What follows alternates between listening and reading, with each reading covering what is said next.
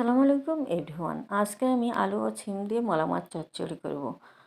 তা আলু আর সিমটা কড়াইয়ে দিয়ে দিয়েছি, আর আদা রসুন সরিষা বাটা দিয়ে দিয়েছি, বেশ কিছুটা পেঁয়াজ কুচি, কাঁচামরিচ চেরা, স্বাদ মতো লবণ, হাফ চামচ হলুদের গুঁড়া, 1 চামচ ধনিয়া গুঁড়া, 1 চামচ জিরার গুঁড়া, 1 চামচ কাঁচামরিচের গুঁড়া দিয়েছি, আর পরিমাণ মতো তেল দিয়ে আমি খুব ভালো করে মাখে নেব।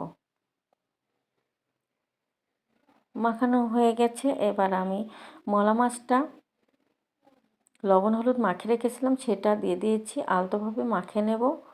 নিয়ে এবার অল্প পরিমাণ পানি দিয়ে আমি রান্নাটা করে নেব। ঢাকনাতে ঢেকে রেখে আমি রান্নাটা করে নেব।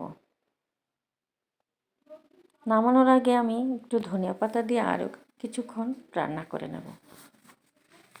তো আমার রান্নাটা রেডি। তা কার কার ভালো লাগে এভাবে সবজি দিয়ে মলা মাছ চচ্চড়ি? আল্লাহ হাফেজ।